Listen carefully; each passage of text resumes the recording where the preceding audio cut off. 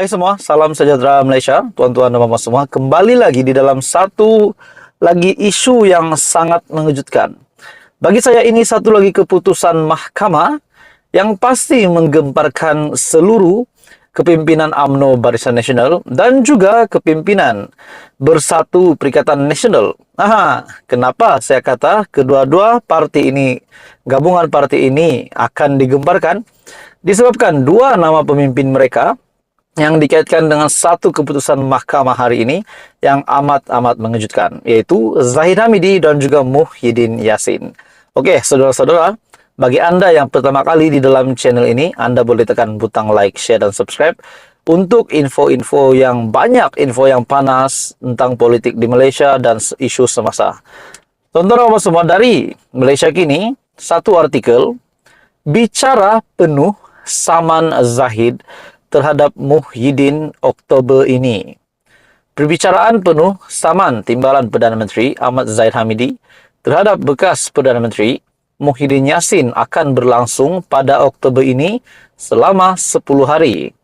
Peguam Zahid mengesahkan kepada Malaysia Kini bahawa perbicaraan di Mahkamah Tinggi Kuala Lumpur itu akan berlangsung dari 16 hingga 20 Oktober serta 23 hingga 27 Oktober. Prosiding akan dikendalikan oleh Hakim Rohana Ali Yusof. Mahkamah Tinggi Kuala Lumpur pada 8 Ogos tahun lepas memutuskan bahawa isu-isu dalam saman fitnah Zahid lebih baik ditangani semasa perbicaraan penuh tindakan sivil itu. Zahid mendakwa Muhyiddin dengan niat jahat memfitnahnya dalam acara Perikatan Nasional di Mersing pada 16 Februari menjelang PRN Johor ke-15. Zahid mendakwa Muhyiddin dengan niat jahat memfitnahnya dalam acara Zahid berkata kenyataan fitnah tersebut membawa maksud dia menggunakan jalan pintas untuk menyelesai dan menangguhkan perbicaraan kes jenayah dan meminta pertolongan Muhyiddin untuk mencampuri perbicaraan kes, sistem kehakiman serta mengarahkan pembubaran Dewan Undangan Negeri Johor.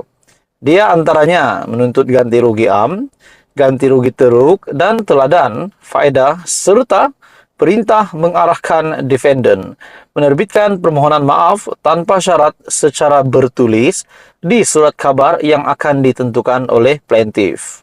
Jadi tuan-tuan semua, ini adalah bagi saya ini adalah satu keputusan mahkamah yang pasti menggemparkan seluruh Perikatan Nasional, di mana ia melibatkan pengurusi Perikatan Nasional yaitu Presiden Bersatu sendiri, Tan Sri Muhyiddin Yassin. Dan juga nama Zahid Hamidi juga. Mana dalam satu artikel bicara penuh saman Zahid terhadap Muhyiddin Oktober ini.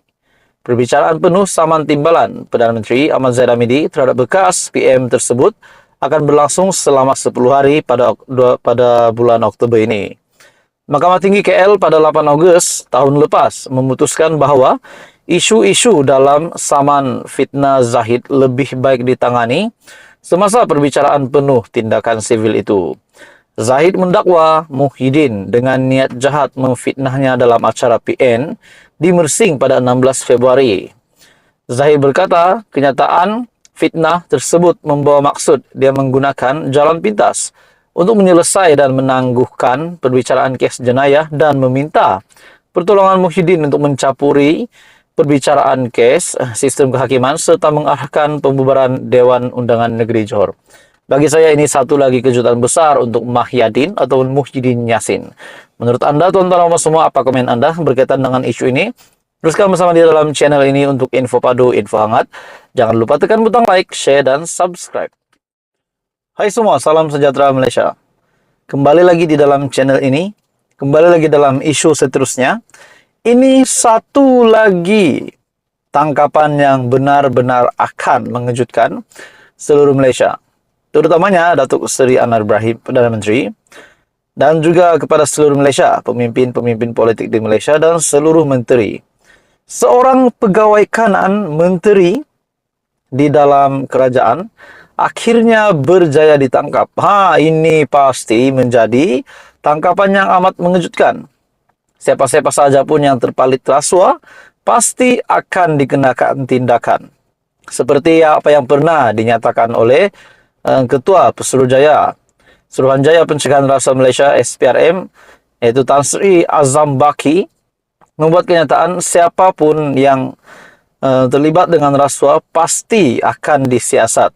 Tidak kira YB kah, Datuk kah, orang paling kaya di Malaysia kah, orang paling kaya di dunia kah, kalau terlibat rasuah di Malaysia pasti akan disiasat. Jadi tuan-tuan dan puan semua, satu isu hangat ini, satu tangkapan yang amat mengejutkan, ataupun satu penahanan yang amat mengejutkan.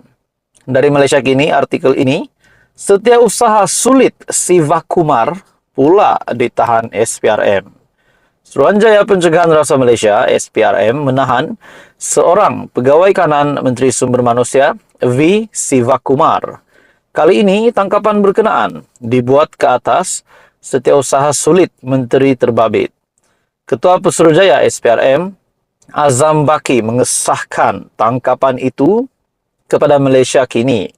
Jadi tuan-tuan dan puan semua, Ketua Pesuruhjaya SPRM sendiri telah mengesahkan tangkapan ini. Bagaimana pula dengan respon Perdana Menteri Datuk Seri Anwar Ibrahim sekiranya ini sampai ke pengetahuan Datuk Seri Anwar Ibrahim, dan mungkin kalau sampai pula sampai ke pengetahuan yang di Pertuan Agong, bagaimana pula respon yang di Pertuan Agong? Dalam artikel ini, ya, seorang pegawai ditahan dan direman. Tapi saya tak pasti buat masa ini berapa hari katanya. Azam Baki bagaimanapun tidak memberitahu berapa lama suspek terbabit direman. Penahanan terbaru ini menjadikan sudah ada 2 pegawai kanan ahli Parlimen Batu Gajah itu disiasat agensi penguat kuasa berkenaan. Semalam SPRM menahan seorang pegawai kanan Siva Kumar selain seorang ahli peniaga dari Ipoh berkaitan dengan dakwaan rasuah yang melibatkan sebuah agensi pengambilan pekerja asing. Difahamkan siasatan SPRM tertumpu kepada individu lain dalam kementerian dan agensi berkaitannya. Jadi tuan-tuan dan puan semua, apa yang timbul setelah saya melihat artikel ini, apa yang timbul dalam pemikiran saya, ini hanya pendapat secara pribadi.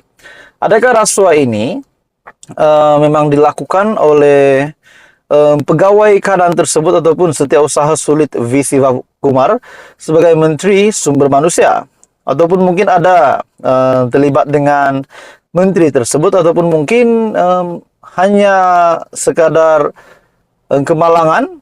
Jadi ini menjadi persoalan ramai. Tapi saya tidak tahu sebenarnya, itu hanyalah pendapat pribadi saya, sebab kita biasa membuat spekulasi, membuat andaian. Namun semuanya akhirnya kita menantikan keputusan dari penguat kuasa, keputusan yang rasmi. Jadi dalam artikel ini teman-teman semua, Siva Kumar kemudian berkata dia tidak dapat memberikan sebarang komen lanjut kerana kes berkenaan sedang disiasat. Saya dan Kementerian Sumber Manusia akan memberi kerjasama penuh kepada agensi siasatan sekiranya diperlukan. Malaysia Kini difahamkan siasatan itu melibatkan kes rasuah bernilai RM97 juta. Ini satu lagi kes rasuah yang pasti amat mengejutkan. Jumlah RM97 juta bukan jumlah yang sedikit. Jadi tuan-tuan dan puan semua, apa komen Anda? Teruskan bersama di dalam channel ini. Jangan lupa tekan butang like, share, dan subscribe. Info padu, info hangat disediakan di dalam channel ini.